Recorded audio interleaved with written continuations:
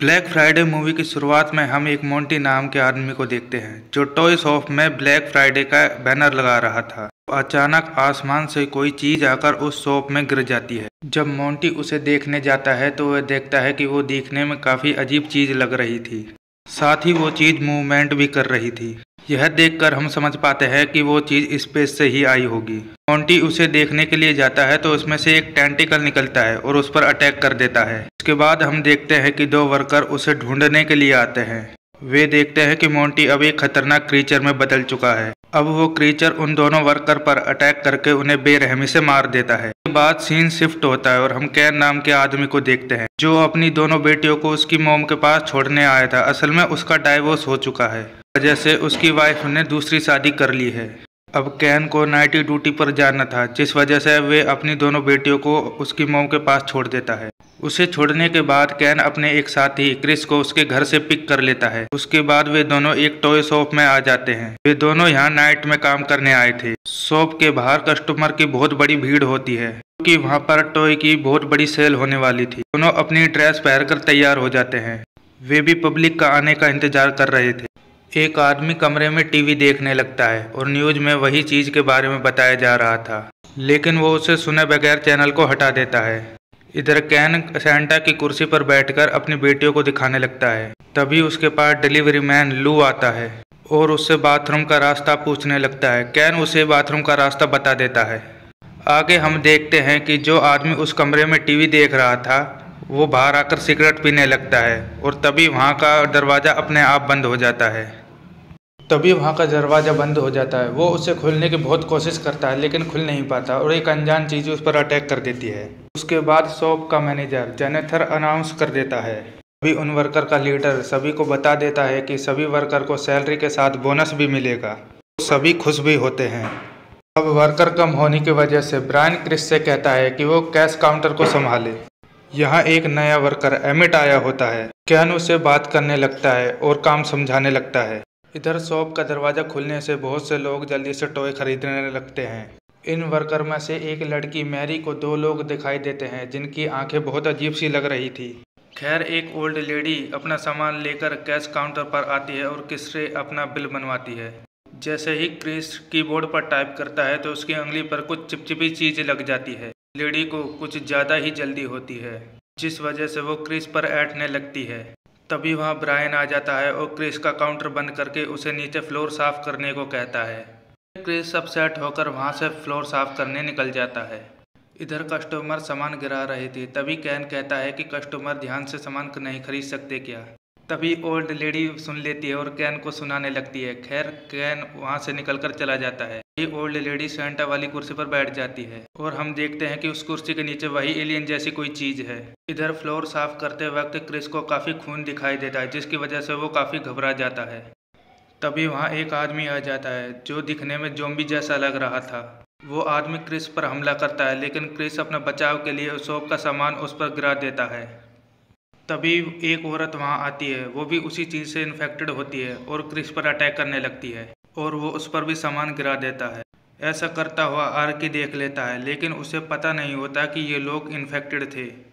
उसके बाद कुछ देर के लिए सारे कस्टमर को दुकान के बाहर भेज दिया जाता है और सेल रोक दी जाती है क्योंकि जोनाथन को लग रहा था कि क्रिस ने ही कस्टमर पर हमला किया है। इसके बाद क्रिस को आर्की और मैरनी एक जगह पर ले जाते हैं और पूछने लगता है कि तुमने ऐसा क्यों किया, लेकिन क्रिस कुछ नहीं बताता। इसके बाद मैरनी आर्की से कहते हैं कि वो इस पर नज़र रखेगी। इसके बाद आर्की वहाँ से चला जाता है और मैरनी क्रिस को एक कुर्सी से बांध देती है।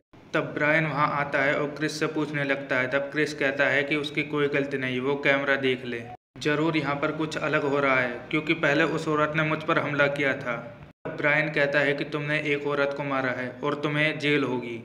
दूसरी जगह एमिट एक लेडी को शॉप में बैठा हुआ देखता है। वो उसे उठने को कहता है, लेकिन वह लेडी भी इन्फेक्टेड थी और उसके मुंह पर टेंटिकल गिर देती है। वहाँ कैन आता है और एक स्क्वाट बोर्ड से उस लेडी को मार गिराता है। इसके बाद कैन एमिट को लेकर बाकियों के पास आता है और सबको बताने लगता है अभी अभी एक लेडी ने अटैक किया है, लेकिन उसकी बातों पर कोई यकीन नहीं करता। लेकिन मैरी को उस पर यकीन होता है और वो कहती है कि हमें पुलिस को बुलाना चाहिए, लेकिन ऐसा करने से जोनाथन मना कर देता है। वो कहता है आज स्पेशल दिन है सेल करने का, यदि पुलिस यहाँ आएगी तो शॉप बंद कर देगी। लेकिन ब्रायन फिर भी पुलिस को कॉल करता है, लेकिन वह पुलिस से कोई कांटेक्ट नहीं कर पाता। क्रिस से बात करने लगता है और एक वर्कर अनीता उससे कहती है कि तुम्हें काम ठीक से नहीं करना आता। बात को लेकर कैन और अनीता के बीच लड़ाई हो जाती है।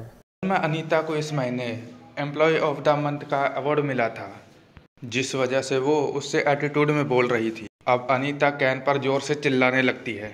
इसी बीच एमिट की तबीयत खराब होने लगती है और उसके मुंह से झाग निकलने लगते हैं। एमिट के मुंह से टेंटिकल निकलकर अनीता पर अटैक कर देता है, जिसकी उसके मौके पर ही मौत हो जाती है।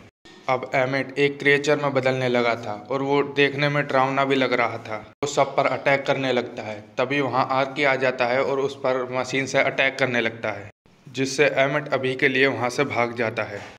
आगे ब्रायन दूसरी शॉप में कॉल करने की कोशिश करता है। काफ़ी कोशिशों के बाद एक शॉप में कॉल लग जाती है और वहाँ के शॉपर्स कहते हैं कि यहाँ के कस्टमर हम पर हमला कर रहे हैं और अजीब से क्रीचर में बदल रहे हैं और साथ मिलकर एक बड़ी चीज़ बना रहे हैं। तभी उस वर्कर पर कोई अटैक कर देता है और कॉल वहीं कट जाता है। ये सुनकर सब डर जाते हैं और वहाँ से भागने की सोचते हैं। यहाँ जोनाथन फिर से सेल और टॉय की बात करने लगता है। जब मैरनी कहती है कि वो यहाँ का मैनेजर है और तुम्हें सबको सेव करना चाहिए, ये अनीता उड़ जाती है क्योंकि वो भी एक क्रीचर में बदल चुकी थी। वो जोनाथन पर अटैक करने वाली होती है, तभी मैरनी उसे बचा लेती है और सभी वहाँ से भाग जाते हैं। तभी वे देखते हैं कि सारे कस्टमर शॉप पर तबाही मचा रहे हैं और वे एक दूसरे को मारने लगे। साथ ही वे बाहर जाकर एक साथ जॉइंट हो रहे हैं। खैर, अब वो दो ग्रुप में बढ़ जाते हैं और दरवाजे को बंद करने चले जाते हैं। आर्की, ब्रायन और क्रिस दरवाजे को बंद करने निकल जाते हैं। कैन, मैरनी और जोनाथन और एक ओल्ड लेडी जिसका नाम रुथ था, वो एक सेफ कमरे में रुक जाते हैं।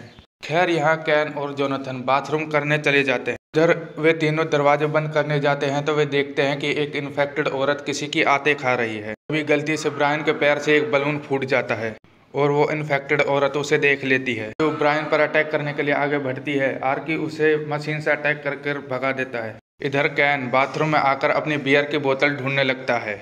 जब जोनाथन यह कहता है कि तुम मेरे शॉप पर यह नहीं कर सकते, तभी वो बोतल गिर जाती है और फूट जाती है। तभी बाथरूम में बैठा लू जाग जाता है। वो भी एक क्रीचर में बदल चुका था। अब वो कैन पर अटैक करने लगता है। फिर कैन किसी तरह उसके गले पर अटैक करके बच जाता है। अब मैरनी सीसीटीवी कैमरे में देखती है कि सभी इन्फेक्टेड लोग एक जगह इकट्ठा हो रहे हैं। फिर वो रुथ को छोड़कर वहां देखने चली जाती है। वो देखती है कि शॉप के बीचों बीच एक बहुत बड़ी चीज है जो इन्फेक्टेड लोगों को अपने अंदर एब्जॉर्ब कर रही है। यह देखकर वो डर जाती है और वापस आ जाती है। इधर आर्की शॉप के सारे दरवाजे बंद कर देता है ताकि क्रीचर अंदर ना आ सके। इसके बाद सभी एक जगह इकट्ठा हो जाते हैं। इधर कैन अपनी बेटियों के लिए बहुत परेशान था। उसे नहीं पता था कि वो ठीक है या नहीं। इसके बाद वे सभी जोनाथन से अपना बोनस लेकर यहाँ से जाने को कहते हैं। इसके बाद वो ड्रॉवर को चेक करता है, लेकिन उसे वहाँ बोनस नहीं मिलता। देखकर जोनाथन पर गुस्सा होते हैं।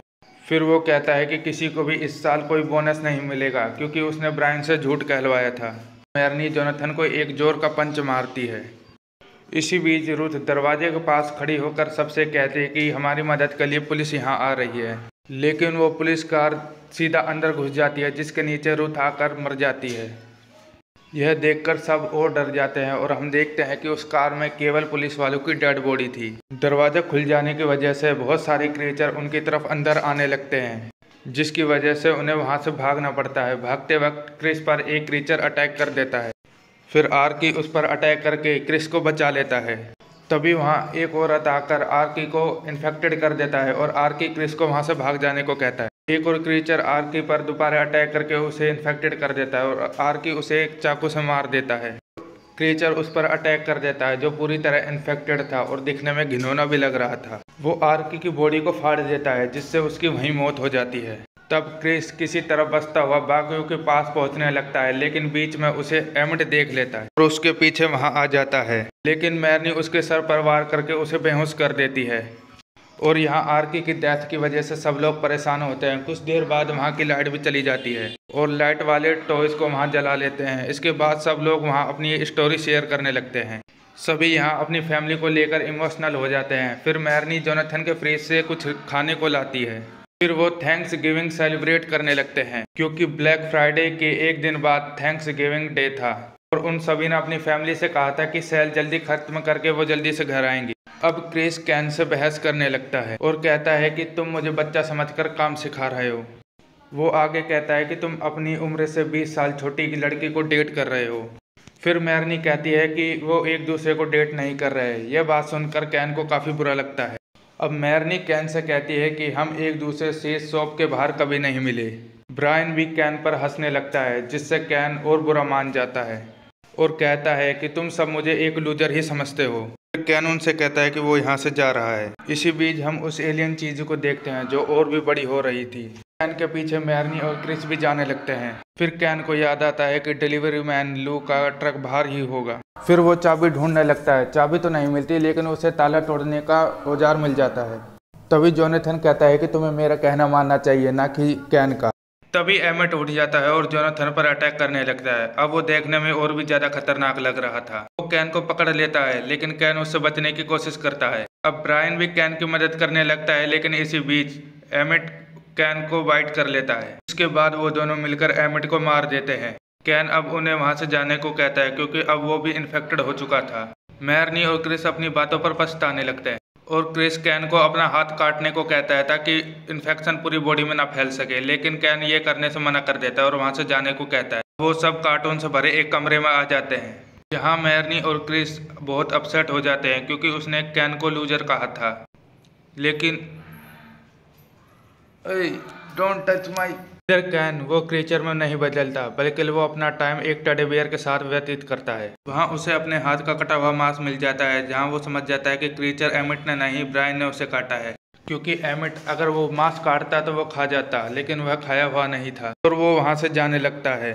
तभी वहाँ वो ओल्ड लेडी आ जाती है जो बिल की वजह से क्रिस पर ऐठ रही थी। एक खतरनाक क्रीचर में बदल चुकी थी। कैन उसे देखकर वहाँ से भागने लगता है। दूसरी तरफ क्रिस एक रास्ते से बाहर आ जाता है और उस ट्रक को चलाने की कोशिश करता है, लेकिन वो ट्रक स्टार्ट नहीं होता। तभी वहाँ बहुत सारे क्रीचर आ जाते हैं और उसकी तरफ आने लगते हैं, जिस वजह से क्रिस वापस उस कंटेनर में आ जाता है। उधर कैन उस टेडी बेयर को एक जगह फेंक देता है, जिससे वहाँ आग लगने लगती है। वो लेडी क्रीचर कैन को लगातार ढूंढ रही थी। दूसरी तरफ थन गेट खोल देता है और बाकियों को लेकर ऊपर छत पर आ जाता है। तभी हम देखते हैं कि वो एलियन जैसी चीज और भी बड़ी हो रही थी। इसके बाद छत पर भी क्रीचर आने शुरू हो जाते हैं। यहाँ जोनाथन अपने साथियों को बचाने के लिए और उन क्रीचर को रोकने के लिए उन क्रीचर पर अटैक कर देता और कहने लगता है कि मेरा स्टाफ मेरी फैमिली है। यह देखकर मैरनी और क्रिस समझ जाते हैं कि जोनाथन भी इन सब से काफी परेशान आ चुका है और वो देख पाते हैं कि जोनाथन दिल से एक अच्छा इंसान है। इधर कैन को अपना फोन मिल जाता है, जहां उसके फोन में उसकी बेटियों का मैसेज आया हुआ होता है। मैसेज में लिखा था कि वो सब सेफ है। यह पढ़कर कैन काफी रिलैक्स हो जाता है। वो क्रीचर लेडी वहां आती है और उसे खींच कर ले जाने लगती है। दूसरी तरफ ब्रायन बताता है कि उसने ही कैन को बाइट किया है और वो कोई हीरो नहीं है। यह बात सुनकर मैरनी को गुस्सा आता है और वो ब्रायन को पीटने लगती है। वो दोनों एक दूसरे से लड़ते लड़ते एक कूड़े के ट्रक में छत पर से गिर जाते हैं। उसके बाद कैन उस ओल्ड लेडी को उसी एलियन चीज में धकेल देता है। मौके का फायदा उठाकर कैन वहां से भागने लगता है। क्रिस भी उस कूड़े वाले ट्रक में गिर जाता है। तभी वो एलियन जैसी चीज और भी बड़ी हो जाती है और छत को तोड़ देती है। वो तीनों वहां से निकलकर एक कार के पास आ जाते हैं। तभी वो देखते हैं कि वो एलियन जैसी चीज एक बड़े से मॉन्स्टर में बदल जाती है। मॉन्स्टर के दो मुंह भी थे, क्योंकि वो सभी इन्फेक्टेड लोगों को एब्जॉर्ब करके इतना बड़ा बना हुआ था। तब ब्रायन उस मॉन्स्टर से बात करने के लिए उसकी तरफ बढ़ने लगता है और वो कहता है कि मैं तुम्हारे साथ हूँ, लेकिन वो मॉन्स्टर ब्रायन को दूर फेंक देता है और उसे मार देता है। उसके बाद मैरनी और क्रिस किसी अनलॉक कार को ढूंढने लगते हैं। तभी कैन भागता हुआ उनके पास आता है। यह देखकर वे बहुत खुश होते हैं, एक दूसरे से माफी मांगने लगते हैं और उसके बाद वे डिसाइड करते हैं कि दो लोग यहाँ से भागेंगे और एक मॉन्स्टर का ध्यान भटकाएगा।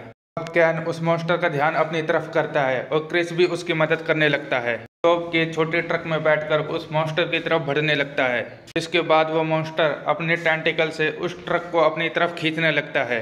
तभी क्रिस उस ट्रक के ब्रेक को हटाकर छोड़ देता है और वो ट्रक सीधा उस मॉन्स्टर के मुंह पर लग जाता है।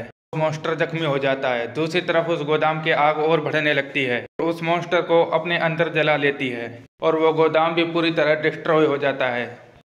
इसी बीच वे तीनों कैन की कार में बैठकर वहां से निकल जाते हैं। तीनों समझते हैं कि मॉन्स्टर मर चुका है, जिससे वे खुश होते हैं और रास्ते से जा रहे होते हैं, लेकिन रास्ते में उन्हें एक और मॉन्स्टर देख लेता है। यानी यहाँ उस जैसे और मॉन्स्टर भी थे। इसके साथ यह मूवी यहाँ खत्म हो जाती है।